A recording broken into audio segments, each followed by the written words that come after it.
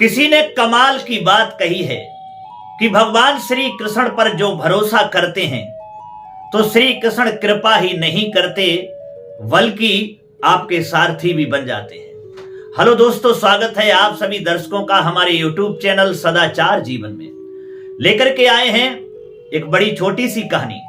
इस कहानी को लिखने वाले ने बताया है कि जो कहानी का लेखक कार था वह एक दिन यात्रा करने के लिए जा रहा था तो ट्रेन में यात्रा उसने की। और जब ट्रेन में यात्रा करता है और ट्रेन के जैसे ही डिब्बे में घुसता है दोस्तों, और डिब्बे में जाकर के जब सीट पर बैठ जाता है तो क्या देखा है कि उसी डिब्बे में एक स्त्री की यानी एक औरत की रोने की आवाज आती है। वह औरत जो थी रोती हुई जा रही थी। 10 मिनट तक वह सुनता रहा। उस पर जब सुना नहीं गया तो उसने कहा चलो चल करके देखना चाहिए कि मामला क्या है, कौन सी औरत रो रही है, क्या उस पर परेशानी। दोस्तों वह उस औरत के पास में पहुंचता है जिधर से आवाज आ रही थी। तो जाकर के देखा कि एक बुढ़िया थी और वह रोए जा रही थी। 2-3 लोग उसको समझा रहे थे लेकिन वह चुप हो ही नहीं रही थी। जाकर के वह कहानी का लेखक कार उसके पास में बैठ गया और वह अपनी कहानी में लिखता है कि मैंने उसको बहुत समझाया, उसको चुप किया, उससे कहा कि आप चुप हो जाइए, क्यों रो रही हो, बताइए आपको परेशानी क्या है, बताइए आपको दुख क्या है। लेकिन दोस्तों वह बुढ़िया जो थी वह चुप हो ही नहीं रही थी। उसने कई बार समझाया लेकिन वह चुप नहीं हुई, उसी के पास में ही बैठ गया और जबरदस्ती की कि माता थोड़ा तो बताइए आपको परेशानी क्या है। जब कहानी के लेखक कार ने उससे पूछने की जिद की है तो दोस्तों उस बुढ़िया ने एक लिफाफा निकाला और उस लिफाफे को उस कहानी के लेखक कार को पकड़ा दिया और कहा कि खुद ही उसमें देख लो।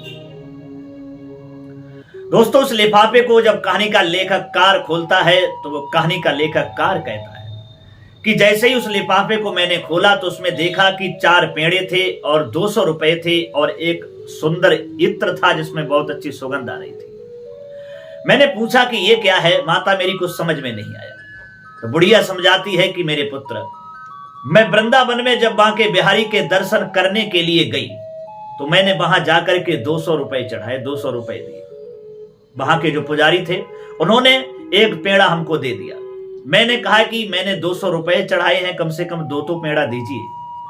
मैंने कई बार कहा लेकिन उन्होंने कहा भीड़ बहुत है, यहां से आगे जाओ। मुझे गुस्सा आ गया और मैंने गुस्सा में आकर के वह पेड़ा जो था उन्हें वापस कर दिया और मैं चली आई और बाहर आकर के सीढ़ियों पर बैठ गई। मैं बड़ा दुखी हो रही थी।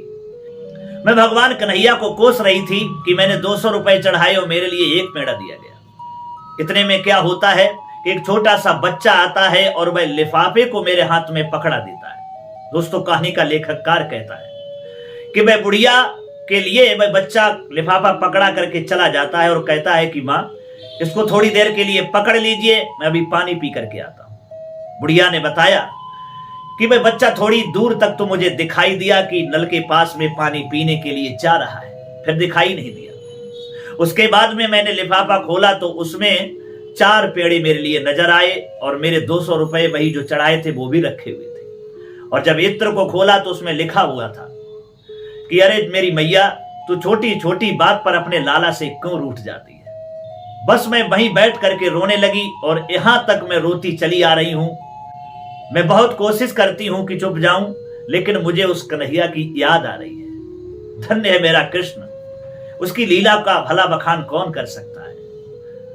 तो दोस्तों ये थी एक छोटी सी कहानी। जैसे मैंने आपको शुरू में बताया था कि भगवान श्री कृष्ण पर जो लोग भरोसा करते हैं तो भगवान श्री कृष्ण उन पर कृपा ही नहीं करते हैं बल्कि उनके सारथी भी बन जाते हैं। दोस्तों ये कहानी यही सिखाती है कि भगवान पर अगर आप भरोसा करके जो भी अपने कार्य को करते हैं, अगर उन पर पूर्ण विश्वास करते हैं तो आप पर वो कृपा जरूर बरसाते हैं और कृपा ही नहीं आपके सारथी भी बन जाते हैं। तो दोस्तों ये एक छोटी सी कहानी थी, आपके लिए कैसी लगी? हमें उम्मीद है ये कहानी आपको पसंद आई होगी। अच्छी लगी है तो कमेंट में जरूर बताना। चाहूंगा दोस्तों आपसे फिर वही बात कि आप खुश रहिए ईश्वर के आशीर्वाद के साथ, अपनी मेहनत के साथ कर दिखाइए कुछ ऐसा जो दुनिया करना चाहे आपके जैसा। फिर मिलते हैं अगली वीडियो में किसी और कहानी की चर्चा में। तब तक के लिए सब्सक्राइबर बंधु एवं दर्शक भाइयों के लिए राधे कृष्णा, ओम नमः शिवाय, नमस्कार।